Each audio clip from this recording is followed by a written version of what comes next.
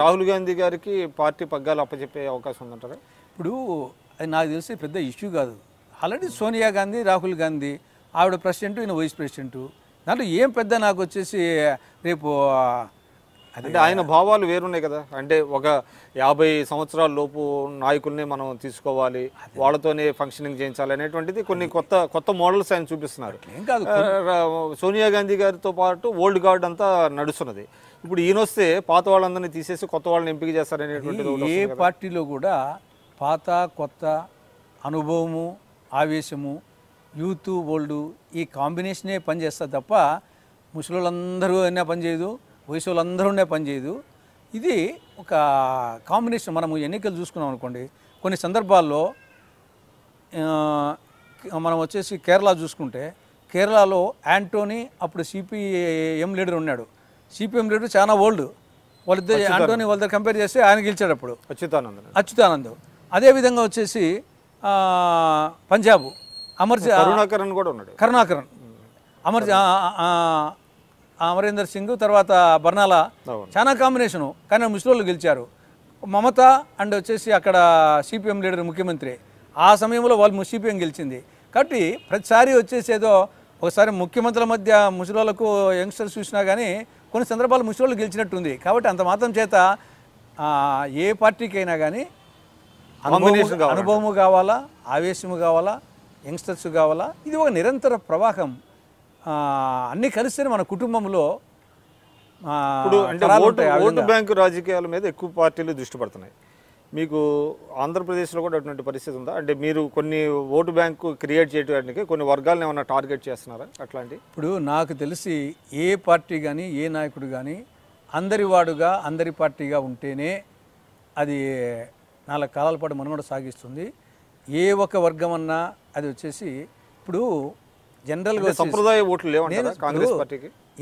జనరల్గా ఏమనుకుంటారు అందరూ, ఇందిరాగాంధీ గారికి కాంగ్రెస్కి వచ్చేసి ఎస్సీల ఓట్లు చాలా సాంప్రదాయంగా వస్తాయనుకుంటారు. మరి అదే ఇందిరాగాంధీ గారు 83లో పోటీ ఎవరి మధ్య జరిగింది? ఇందిరాగాంధీ గారికి ఎన్టీ రామారావుకి మధ్య జరిగినట్టు కదా, ఇక్కడ స్థానిక నాయకులు కాదు కదా. ఇందిరాగాంధీకి ఎన్టీఆర్కి మధ్య జరిగినప్పుడు మరి నిజంగా ఇందిరాగాంధీ గారు అంటే మన జనరల్గా వచ్చేసి కాంగ్రెస్కు ఇందిరాగాంధీ అంటే అన్నప్పుడు మరి వచ్చేసి ఎన్టీ రామారావు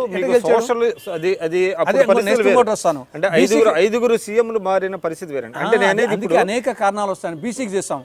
మామూలుగా అందరూ ఏమనుకుంటారు, తెలుగుదేశం పార్టీకి బీసీలు అంటే బీసీలో తెలుగుదేశం పార్టీకి ఎక్కువ అనుకుంటారు. దానికి కారణం వచ్చేసి రామారావు వచ్చేసి బీసీలకు లోకల్ బాడీస్ రిజర్వేషన్ పెట్టడం ఇవి అనుకుంటారు. మరి అదే రామారావు గారు 1989లో పార్టీ ఓడిపోతుంది. ఆ రిజర్వేషన్ పెట్టినాక 87లో పెట్టినాడు, 89లో పార్టీ ఓడిపోతుంది. మహబూబ్నగర్ జిల్లాలో చిత్తరంజన్ దాస్ చేతిలో ఒక బీసీ చేతిలో బీసీలకు ఆరాధ్యం అనుకుంటే ఎన్టీ రామారావు మరి బీసీ చేతిలో ఓడిపోతాడు.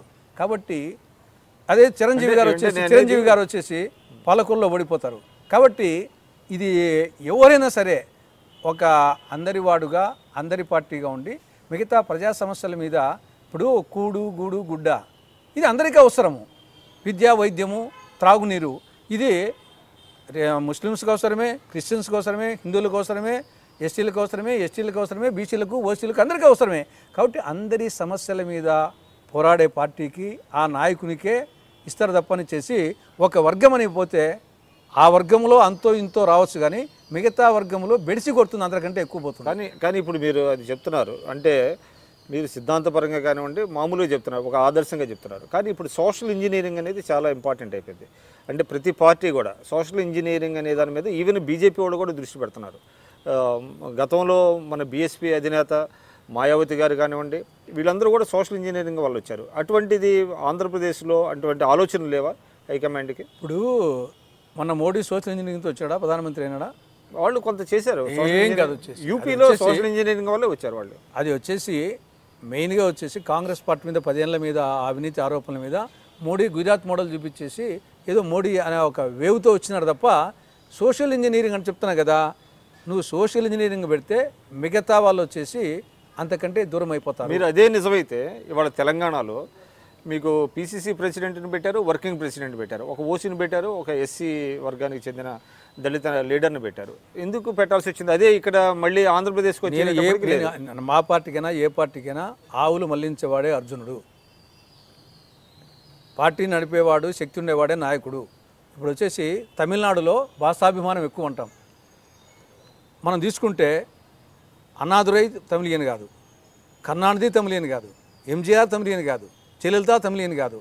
మరి తమిళోళ్ళకు మిగతా అందరికంటే భాషాభిమానం ఎక్కువ ఉంటాం. అటువంటి భాషాభిమానం ఎక్కువగా అనుకుండే రాష్ట్రంలో ఒక తమిళియన్ ముఖ్యమంత్రి కాలేదు. మరి వచ్చేసి వేరే వాళ్ళు వచ్చేసి ముఖ్యమంత్రి అన్నారు అంటే సత్తా ఉండేవాడే, ఆవులు మళ్లించేవాడే అర్జునుడు తప్పని చేసి రజనీకాంత్ కూడా ఆయన తమిళియన్ కాదు.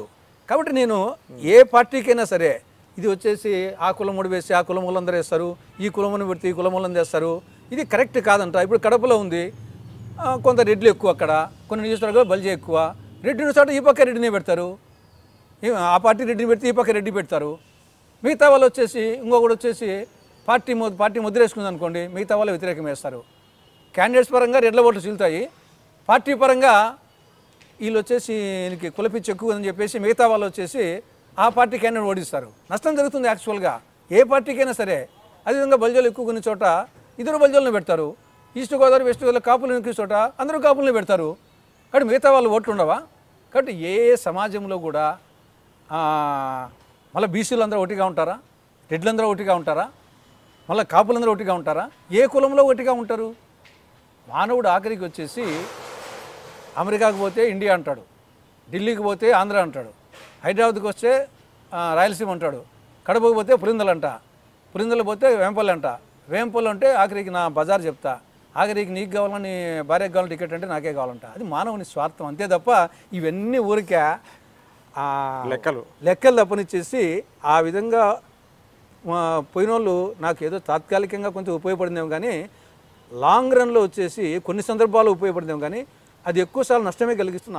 మీరు చూస్తున్నారు ఐ డ్రీమ్ న్యూస్ని. మీరు చూస్తున్నది ఐ డ్రీమ్ న్యూస్. అంటే కళలని నిజం చేస్తూ ప్రజలకి నిజాలని కళల ద్వారా తీసుకొచ్చే ఐ డ్రీమ్కి మై బెస్ట్ విషెస్. మీరు చూస్తున్నది I dream news.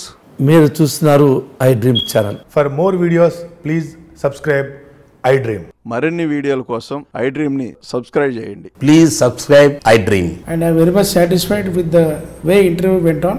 Kindly subscribe to I Dream. For more videos, subscribe to I Dream. And loads of fun entertainment and content. Do watch I Dream.